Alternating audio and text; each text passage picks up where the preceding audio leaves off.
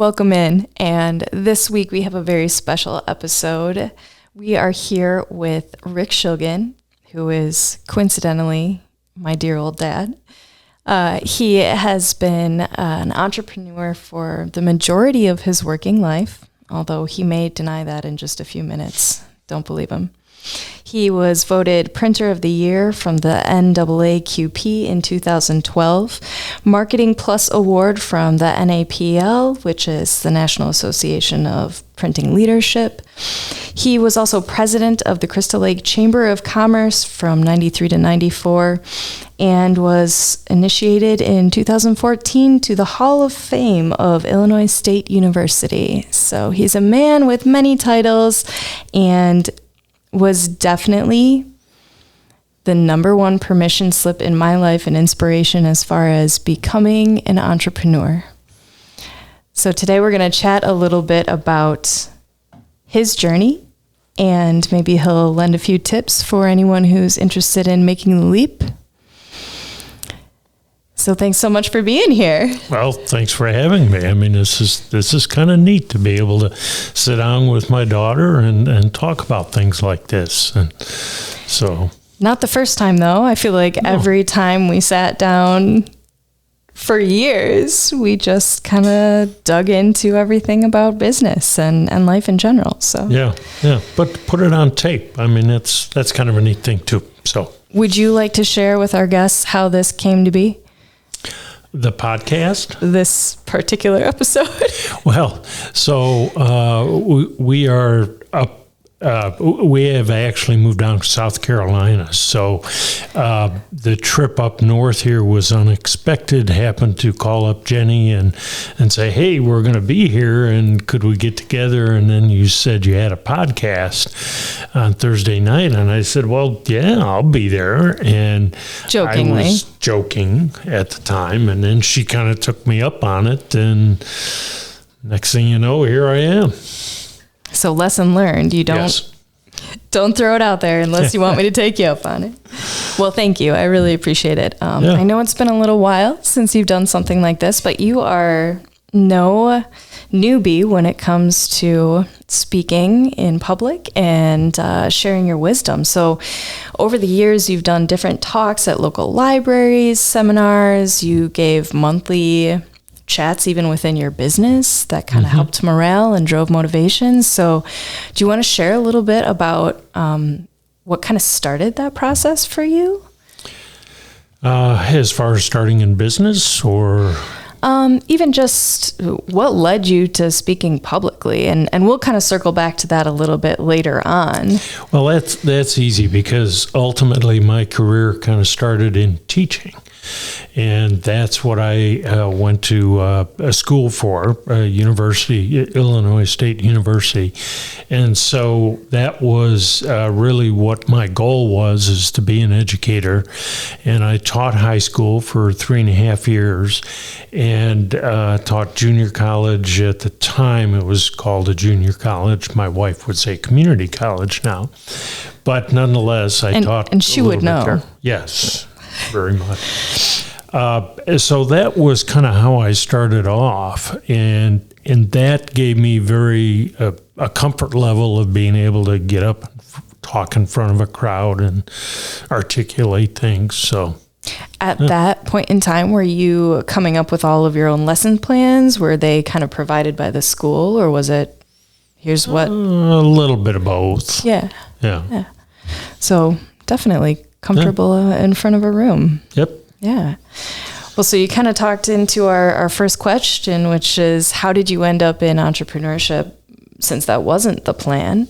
I'll let you kind of open into that a little bit as well. Yeah, so really, like I said, I taught high school 3.5 years, and I enjoyed it a lot, but I kind of had this sense that I wanted to do more. I wanted to get out and maybe even get into business. And at the time, my high school teacher, graphic arts and printing, which is what I taught, had his own business. And so it actually worked for them when I was in college in summertime. And so I had some experience there, and I went and talked to them and said, hey, you did it. I'm kind of thinking about getting into business. How do you go about it? How do you even do this? And so we talked, and at that point, they were kind of looking at maybe going full-time. This was just a part-time business for them out of their house, basement. And so we talked, and next thing you know, it became a partnership. So. And did you keep it in the basement for a little while? Yeah, maybe just for the first month or two, but we rented a space, and it was just the two of us, but we got out there, and his wife and I worked it full time, and that's what we did. And he still taught part-time? He still taught. No, he taught full-time. Full-time. So, yeah. And so the first location that I would remember, was that the first location that you had? Mm-hmm. Okay. Yep. Great. It was a cool spot. Yeah. There was a dragon nearby. Well, that's my frame of reference. Okay. But it was a good time. Yeah. And that lasted for about 5 years, and it was a partnership, and we actually acquired a couple of other people to work for us as well. So we grew the little bit business a little bit. But it was interesting in the very beginning. It was I'd put on a sport coat, and I'd go out and call on customers and knock on doors, literally not knowing anybody out there, and try to get some business, bring it back, and then I'd take sport coat off and did printing. And so that's kind of the way it worked. So you definitely wore all of the hats at that point. A good amount of them, yeah. And that kind of carried through for quite some time. And again, I'll kind of circle back to that thought in a little bit. Before we go there, I want to talk about how essentially for many entrepreneurs, the journey kind of starts off like bootstrapping it on your own and just kind of figuring it out on the fly. Now, you were figuring it out, but with partners, and they kind of already had a little bit of a knowledge base around that. Was that comforting for you to start off that way? It very much so. I mean, as opposed to me starting from scratch, yes. I had the, not luxury, but I had the opportunity to work with people that ran a business for, I don't know, probably 6-7 years on their own, so that was good. But beyond that, there was a lot that they didn't get into when it comes to full-time business and going out and selling. That was not in their, their bailiwick at all, and quite frankly, it wasn't in mine. I mean, hell, I'd never done any sales work. So did it terrify you initially? No, it didn't terrify me, but it's something that you kind of just, you went out and did. Yeah. And then learned to do, and then taught others to do down the line. Yeah. So essentially, what ended up happening is you kind of saw some potential for growth in the company and wanted to take it in a slightly different direction. So you ended up branching off on your own and ultimately buying them out. Yes. In that process, is there anything that you would say you would recommend for anyone who's currently in a partnership or looking to be in a partnership from a business standpoint, like just tips for ease of doing it that way? I guess the only thing I'd say is that you got to be on the same page, and you've got to not only know what it is you're doing, but have a passion for it. And in my case, that was it. That was my livelihood. That's how I made my money, period. And for them, it was a part-time operation, a side gig for his income, which he still was teaching. So from that standpoint, that's kind of where we started to drift apart a little bit. And that's where, advice to others is that you got to be on the same page. Yeah. And now I got to lovingly call you out there, because I know there was a period of time when not only were you doing that, but you were also delivering pizzas and you had a very young baby at home. So what was life like at that moment in time? So, yes, it was interesting. When we first started off, we started it, we both took a minimal income, but then after a couple of months, we kind of figured out, hey, there wasn't enough income coming in order to pay us. And so ultimately, I started delivering pizzas in the evening, and that's how I kind of made ends meet, and had to sell the house that I was in at the time with your mom, and a move away, and so it was a whole new experience. Yeah. Sleep was hard to come by, I imagine. Yeah. Any advice on how to get through that stretch for the people who are there? Well, I don't know. If you're in business on your own, most people probably have stories just like that. So I'm not really unique. Working 2-3 jobs or something and trying to make ends meet. In preparation for this week, I was kind of thinking back over when I first told you that I was going to leave my stable job and go off on my own and try to be a photographer without having specifically gone to school for it. I certainly had the background, but it felt like the most nerve-wracking conversation I could ever imagine having. And I think I was shaking before and shaking afterwards. And you were completely and totally supportive. Wanted to make sure that I was being smart about it. But I bring that up because looking back, I think from the time that I first had that conversation with you to the time that I actually quit that stable job was still probably about a year. And I spent a good amount of time like retraining myself, running the business on the side and still working my 3D modeling job. I was modeling 3D environments for a gaming company full time. Luckily, I worked in a company that was all about personal growth, and we're really supportive of all of their employees being able to pursue like further learning, even to the point of, everybody would be watching videos and stuff while they were working. So I was able to take some time and really dedicate to my skill set while I was there. Yeah.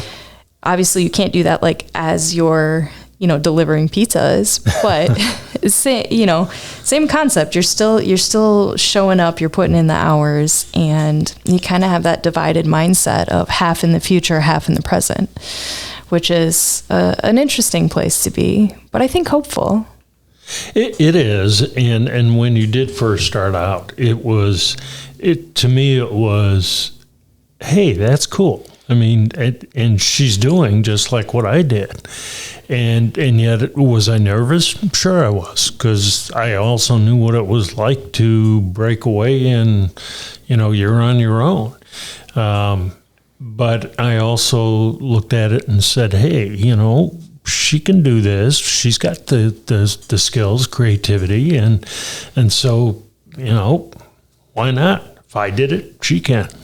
I was screwed from the beginning. I think all of my parents kind of have a little bit of an entrepreneurial bent. So you all did a really great job of giving that permission slip. And I think part of today's episode, I just want to be a little bit of a permission slip for the people who didn't directly grow up with that.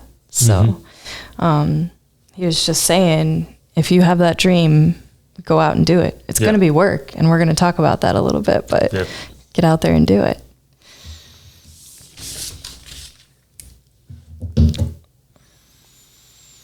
All right, so let's chat just a little bit about your thoughts on joining, say, a chamber of commerce or any other business association. What are the pros and cons of those things? You obviously had a lot of success in those groups. So tell me a little bit about those experiences. So it's kind of interesting because in the beginning, when we first started in business, me and my partner, that really wasn't part of the gig at all. But towards the end of that 5-year period, I chose to go ahead and get involved in the Chamber of Commerce. And why? Because I thought that's what you're supposed to do as a business. You belong to the local chamber. And so that was good. Now, was I really active in doing a lot of things? No, probably not. But you got a chance to meet some people, and you go to after hours get-togethers and stuff and meet people. And so gradually that kind of picked up and carried on to the point where I found the benefit, I saw the benefit of interacting with other people that were just like me. And so it was really a chance to maybe learn and talk. When you're a business person on your own, you don't always have people you can talk to. So that's kind of really helpful to have that backup, to go to. Yeah. And so then that was good as an organization, the chamber, very much a local organization, and over time got more involved to the point where I got elected to the board of the chamber, and then kind of gradually worked to the point where I was actually president, and so that was cool. Do you think that had anything to do with the fact that we could never go anywhere without someone recognizing you? Well, I don't know about that, but yeah, that definitely kind of became a running joke in our family. But seriously, I don't have many memories of us going out and about without someone, just stopping by to say hey. Like, you could really genuinely tell that everybody in the community who had come in contact with you had had a positive experience. So I really want to give you a heads up around that, because that's cool. It's a beautiful way to move in the world. Yeah. And then you talked about other things too, other organizations. So obviously it was a printing business. I got involved in printing trade groups, both local, statewide, and very much national. And I really found a lot of support through those. The educational resources that they had, that was great. The conferences that we went to gave us an opportunity to get out and meet a lot of other people, similar sized business, larger businesses. How did they grow? What were things that they did that were important to them to grow the business to be successful? So a lot of things like that, and that I really found to be just informational and supportive. And so along those lines, since your formal education wasn't necessarily in the printing world, but it kind of was in graphic design and teaching that, how did you further educate yourself to be able to fully encompass the role of being the head of this business? I mean, ultimately, how many people did you have in the company at the end? And before I sold it, 16. Okay. So, it was a small business by all means, nothing huge. Yeah. But it was good, and that's a lot of mouths to be essentially responsible for feeding. Yes, and that's a great point, Jen, because that's probably one of the biggest things when you do get to have employees. It's not just the employee, but you're providing for their family, taking care of them, and through not only the pay but the insurance benefits and all of that stuff, and it's a lot to it. Do you feel like that weighed on you? Did I think about it? Yes. Did it weigh me down? No. So more of a motivation. Yes. More of your why. Yeah. Yeah. That's beautiful. So I was one of many children, really, for you, in a way of speaking. When it comes to that further education, furthering in of your own education, is that kind of where the spark and the love of marketing came from, or did you fall in love with marketing somewhere in the sales process? Like when you were going out door to door, when you had to put on the jacket and like kind of don your, hi, I'm Rick the salesman persona. Because you're not really like a hard sales guy. No. No. At any level. No. And yet, you will hear time and time again, there's no better salesperson than the owner of the company. Right. You've got to get out there and present yourself. And it's something that I'm not an overly outgoing kind of person, but nonetheless, I have no problem getting out and meeting people and getting involved. And through some of the associations, I learn more about that interaction. And you mentioned marketing, and that's something that, I never had a marketing degree. I don't know anything about that stuff. But I did know that was a responsibility I had. And to somehow be able to communicate to clients, who's this Rick guy and why would I want to do any business with him? I mean, what does he have to offer me? So I've got to be able to tell that story and engage them in a way that is meaningful for them, not for me. It's not about me, it's about them. And actually I learned that it's not even about them. It's not even about your client. It's about your client's client. And what are you going to do to attract those people? And if you can come up with ways to do that, then your client is going to look at it and say, hey, no brainer. This is a guy I want to work with. Yeah. So you sold value statements, essentially. Yeah, very much so.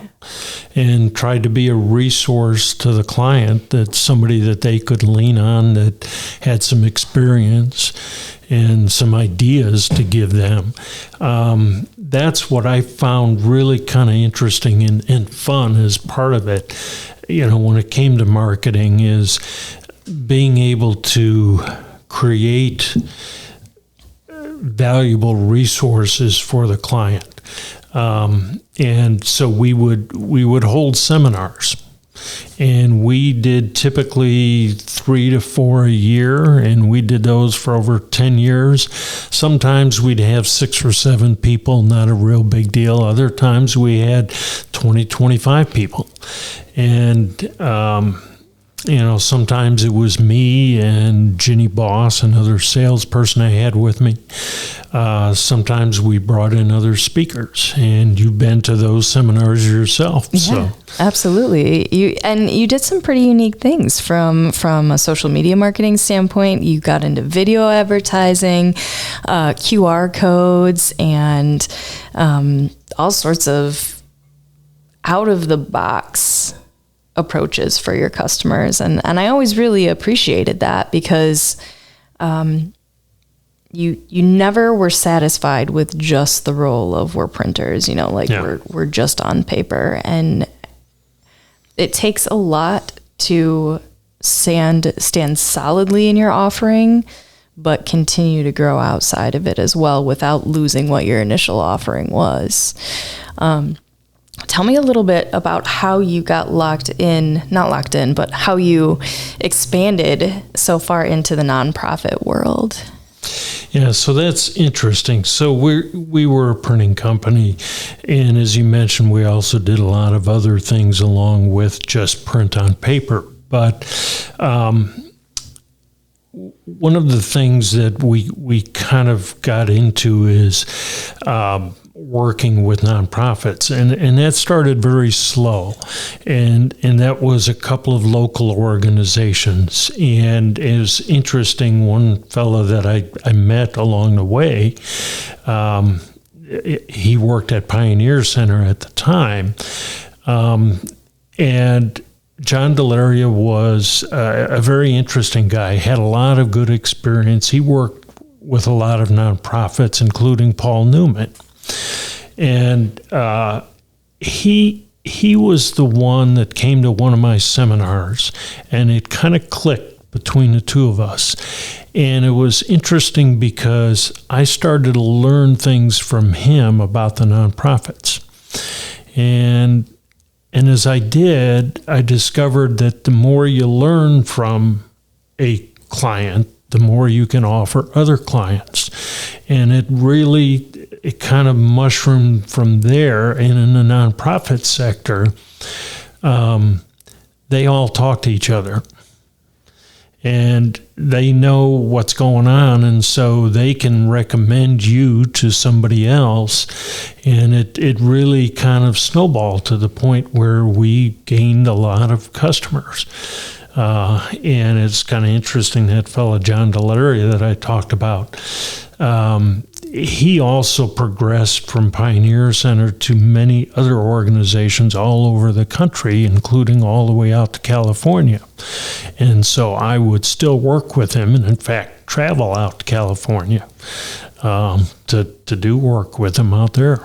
So, and I would argue to say that certainly not just within the nonprofit sector, within any community, if you're serious about doing well with your business, make genuine connections and know that people are going to speak about those connections and speak about who you've been in business. Which kind of brings me to a little quote that I want to bring up. Shared over pizza this evening by your beautiful wife, Miss Julie Schildgen. She said her favorite Rick Schildgen quote is, "Don't just do things right. Make sure you do the right thing." Yes. And I think you very much lived that way, both in business and personally. Yes. Do the right thing, and if you say you're going to do it, then do it. I'll also add something else that I learned from nonprofits as well, and that is the more you give, the more you get. And I think that's true not only in business, but in life as well. The more we can give to others, even when we don't expect it, we get something in return. So that's kind of cool. Yeah, absolutely. Great way to live. And it's interesting when you start to look at your life. And when I look at yours, I would definitely say that I have seen that pretty much all the way throughout. Watching you come into retirement has been really unique. I've definitely speculated a handful of times about like what it is, what's your next chapter going to be? What are you going to get into? Is it going to be, searching for metal on the side of the beach? I don't know. And for now, I'm really happy to just see you relaxing, because 36 years in business, running the ship, being aware of all of your employees and all of their families is a lot. It's exhausting. Kind of the family joke is that you fall asleep whenever you get the chance, but God, I would have too. And I really think that I don't know that you'll ever do it, but I'm excited to see if you start up your blog again. I'm excited to see if you write a book or like put together a collection of stories based off of your experience, because I think there's a lot of gold in there. And you've been beautifully regular. Well, you were beautifully regular about blogging all the way through, which is another kind of piece of the marketing puzzle. I don't know if you want to share anything about that. Well, it's from a marketing standpoint, did a lot of different things. And was I into some social media? Yeah, a little bit. That's not really my bailiwick. I had a Twitter account, but I didn't tweet once. But Good job. I did a lot of things. We did newsletters on a very regular basis, and the blogs. That was kind of a big thing when it first came out. Oh, you need to blog, and you go to so many people's websites and you see blogs and everything, but are they active in it? And that's one of the things. I kind of had fun doing it, actually. Every 2 weeks, I posted a blog for over 8 years, and so that's a lot of writing. And probably 85% at least was business orientated and somehow talking about something that came up in business, and I just wanted to share my thoughts on it. Some of it was personal, some of it was walking on the beach. I've got a couple of blogs about that. So, yeah. But you did a good job of like putting in keywords and linking them, and Yep. Watching that was always really interesting for me, especially from an SEO standpoint, because I kind of got into web design and all of that aspect. So to see you putting that in action on a regular basis was always really encouraging. And for anybody out there who doubts the power of blogging, it works. Absolutely. Yep. So I kind of want to circle back a little bit and talk about philanthropy and how much of a role that played in your life. Obviously, once you got into the nonprofit sector, you started to hear the stories of all these organizations and what they were doing in the world, and that has to have an effect on your heart a little bit, you know. I know you have a foundation that you're still fairly active in, mm-hmm. And we're a big part of. For nine years you were the chairman, and that's the Community Foundation of McHenry County, but you worked with a handful of different groups, mm-hmm. and I want to ask you if you could sum up into a phrase or two, or as long as you want, really, what does philanthropy mean for you? Like, how does that really play into your life overall? I think it's just recognizing it. Again, I'll circle back to what I mentioned that I learned from nonprofits. The more you give, the more you get. And I think that there is benefit and value of giving back. And, it's kind of interesting that in working with, if you know one nonprofit, every one of them is different. And there's no two that are alike. And yet so many of them have donors that give to them and are genuinely passionate about that organization. And that's really neat to be able to see. And it's also interesting that, there's the people that really have a lot of money and give philanthropically. But there's a lot of organizations that rely on the $20, $30, $40, $50 donations, and many of them come from people that do not have the income that you would think by any means. So it's kind of encouraging to see that come out. And to be able to give back to them. And it's not just a dollar amount too, it's what can you do. For instance, a United Way of McHenry County. I sat on the appropriations committee for, probably 8-9 years.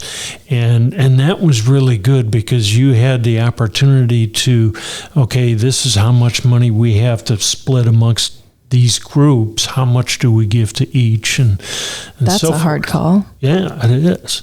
And it was interesting to see that there's a real process to it. So it wasn't just, let's give it to these people because I know them. No, they got to prove that they're doing something. And that's really encouraging to hear also specifically that like the little amounts make a difference. Mm-hmm. Time donations make a difference. Huge. You did a lot of like walk and run events, and the people who show up and just hand out water, you're a piece of that puzzle, and it matters. So if you have that in your heart, like go out and do it. For me, I feel like that's a piece of the puzzle that I've always been conscious of, and have caught myself in cycles of saying that I'm too busy and feeling a bit bad about that, because it should really just be a part of life as a general ebb and flow. I've spent time donating my time more often than not as my way of giving, because of where I am in life financially. That's the most opportune way to, not even opportune, it's the most feasible way to give back. But for you, did that really come into play like once you hit a certain level of success where you felt like you were able to give both of your time and your resources? Or was that something that kind of carried through from even earlier on? It's something that I always tried to give back, and in some ways it was just doing a freebie job or a print job for a fundraiser that somebody had. So we do that on a regular basis. As far as volunteering time and volunteering financial resources, as you grow, then you're able to do that a little bit more, and I was happy to do that and still am, and so that's a neat thing. It kind of feels like maybe that was your pull, when you talk about having that calling when you were in teaching, knowing that there was just something else a little bit more that you wanted to be doing, like maybe this was the path that led you to the thing that was really kind of your purpose in some ways. Could be. To give back. Yep. Well, I commend you for doing that. Do you have any advice you'd like to share for anybody who is starting their own business? So I don't know if it's advice, but something that was learned by me, and not just by me, by every other entrepreneur that's out there. It's really neat, and I learned this from people early on, and it. When you work for yourself, it's kind of neat because you get to work half days. And even better than that, you get to pick which 12 of the 24 you work, So if there's anything that people need to realize, if you're going to go in business for yourself, you're going to be putting in the hours. And 70 to 80 hours a week was what I did all the time. And a lot of it was in the office. A lot of it was at home. I'd come home, eat dinner, and then go down and work on a computer and do stuff that, for the next 2-3 hours. And that's just the way it is. And so that work-life balance is not an easy thing. And I grew up on that narrative, and it's very interesting, and I agree wholeheartedly that it takes a lot of work. Part of this podcast is all about challenging narratives. So to some degree, I want to take a moment just to say that, I do think there can be another way. I'm still figuring out what it is. We'll report back with notes from the road. Stay tuned. Yeah, stay tuned for that answer. But I lived and breathed your story of it takes a lot of effort, which was equal parts freeing and I think in some ways a trap. Not in don't take that the wrong way. It's just with anything, if someone shows you how to do something in a certain way, for a long time you're going to think that that's the only way to do it. And so I love that you brought up work-life balance, because I think that's something that you can create for yourself, but you have to be conscious of it. You have to seriously construct your life from the standpoint of, these are the things that matter most to me. And if that is building the business, put that in the forefront of your time. But if other things matter also, then you have to consciously create your days based off of, I want to wake up, I want to have a meditative practice, I want to have a physical exercise routine that's important to me. I want to make time to cook because that gives me life, that gives me fuel, So that balance is possible, but it takes a conscious effort on a regular basis, and you have to check yourself because no one else is. Yeah. Yeah, it is not easy. And, in some ways, our life together, I was married to your mother. We had you as a baby. Not too long after that, we got divorced. We spent weekends together. And Wednesdays. And I'd fall asleep at night reading you stories and stuff. But nonetheless, it was good family time for the family that we had at that point. And over time, that's something that it's work to try to keep that work and life balance going. Absolutely. I mean, I really commend you. I think you did a great job. Like you truly were a single parent for the stretch of the infancy of your business too. Well, maybe the teenage years of your business. And then you had to deal with a teenager,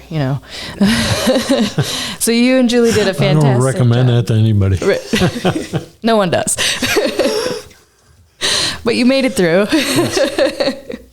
Trials and tribulations aside. And I really think that, looking back on it, I was always just really aware that you were giving your full presence to so much in life. And it was only ever like a really positive thing to see. It was only ever because you worked a lot for sure, no way around that.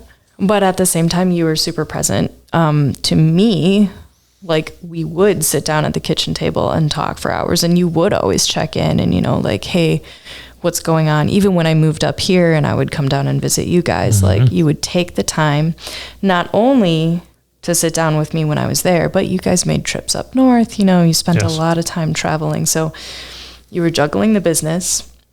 You were making bi-weekly trips, sometimes monthly trips up to Wisconsin to visit, for football games and all sorts of things. So you were a very present parent in spite of having all this going on. I want to ask for a moment, what is parenthood to you? What was it like to become a father? It was... Obviously, you don't experience it until you experience it. It was neat. You hold this little muffin in your arms there, and it's, she's smiling at you, and sometimes she's crying at you, but never. But it does really kind of bring you together and realize what life is all about, and family and everything, and that was neat, and yet it's not just that, it's to be able to see you grow up over the years and evolve into that little 5-6-year-old, and then a teenager, and then oh man, you're going to school.